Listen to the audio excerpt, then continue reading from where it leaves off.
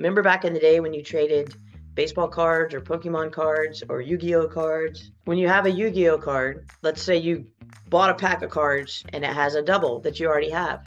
You don't need it, so you can trade it. Or it's one you just don't like and you can trade it. It's not your favorite character, right? So you trade it and you get something that you want. Or you trade 5 of the ones that you don't really care about to get the one that you really care about, because they are interested in the one, someone that has the one that you want are interested in the 5 that you have, right?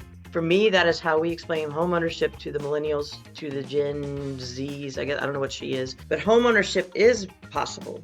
What I think they have to hear is you can't buy your dream home from the get-go. You need to go buy a home and sacrifice a little bit. If you want a 2-bedroom, 1-bath home and you can't afford it, go buy a 1-bedroom studio apartment, own it for 3 years. The equity will rise. It's historically proven that the equity will rise. And then you have a trading card where you have equity and you can trade it into the next home that you actually want. That's never changed, though. Years ago, when my parents first got married, before I was even born, they bought their first house. It was supposed to be their starter home. Right. They end up staying there the rest of their lives. I remember my dad telling me he did their first home they bought. They paid like $14,000 for it. It was like ridiculously small. I mean, less than the typical car payment now. It's a joke. But they experienced the same thing because we get, their wages were a lot less than they are now too. Right. I was trying to explain to her. I said, honey, I know it's frustrating, but houses can't keep going up indefinitely, because then if nobody can afford them, then nobody could pay what that price is. So the market's going to adjust. I mean, people can't afford the prices. The prices have to go down or just lower level off or something at some point. I don't think the prices are going to go down, personally. I think the interest rates will lower. I don't think prices, not in our area, they're not going down. There was a post, and you can Google this, or if somebody wants to Google it right now, it showed from like some point in the 70s to the 90s. And it was a 27-year span that someone would have had to have waited, which is basically when your parents bought their house, for the prices to go down. And let's say now, in the last 35 years, the trajectory of home prices have gone down once in 27 years. So I don't agree. I think prices are still going to go up. I think they're going to go up slower. I do think we're more privileged and we expect more. Our kids think, well, I want to go buy the 3-2 with a yard and a garage, and I don't want a townhome and I don't want an apartment. But again, I go back to the trading card. Just go buy a card. Even if you can't afford a home right now, go buy a piece of land. Go buy a lot for 50 grand and pay on it. Because in a year or two, that lot's going to be worth 100 grand. And now you've got some equity that you can go buy the house you want. The first home you bought, I don't believe is your dream home, right? We've been in this home for 10 years. I think we have to tell that story. So I think people have to see it. I mean, I personally, you have to bite into that and go, okay. And I even, with this house, we had plans to own it like 5 years. We're 10 years in now. Now we're ready to sell. But now we have so much equity that we can buy a home of way more value for the same price that we bought this one, because we have all this equity. Yes, interest rates are higher. So our interest rate's going to be higher. Our payment might be a little higher, but we're going to get a better, more what we want home that suits our needs now. And actually, we found it. We're putting an offer in on a house. It's exciting. But fingers crossed. But you know what? Is it our dream house? No. Is it pretty dang close? Yeah. And now we might be pretty dang close to our dream home. So I think we just have to tell that story to the youngsters of the world. If you guys can go out and tell that story on your social media in the world, when people say, how's the market?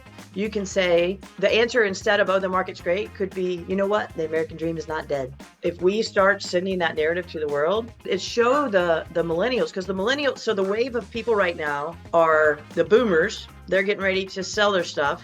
And then the millennials are coming up to buy the stuff, right? You know, the other thing, if you have money right now and you want to invest, buy some land.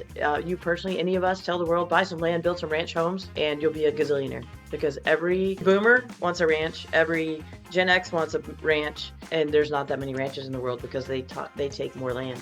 So invest in assisted living communities. Those are going to start booming.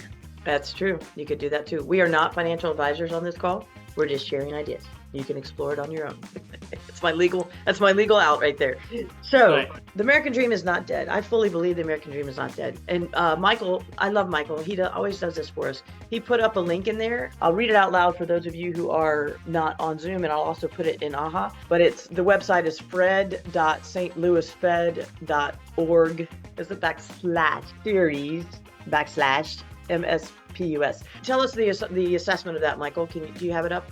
The Fed's basically been tracking things since the early 70s. I know we've been tracking interest rates since 71. It just shows your price trend over the years, and there's only one really big dip, and it's the 2008 reversal. And the really truth is, I don't care what the economy looks like. I don't care what interest rates look like. The truth is, real estate is always bought and sold. And my father had the same concern for me. How would I ever afford a house?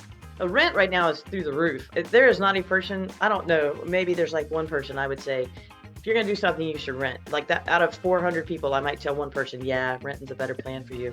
There's nobody else I would tell. Go figure out how to buy something. Again, even if you live in a 1-bedroom studio efficiency apartment and you buy that and you use first-time home buyers assistance, or I don't know, there's a gazillion lenders out there who would be willing to help you figure out how to do it. Or you buy it with a friend and then y'all live in it for 2 years and then split the proceeds in 2 years. You know, like there's ways to make it happen. There are some millennials who are throwing down $1 million cash on the spot.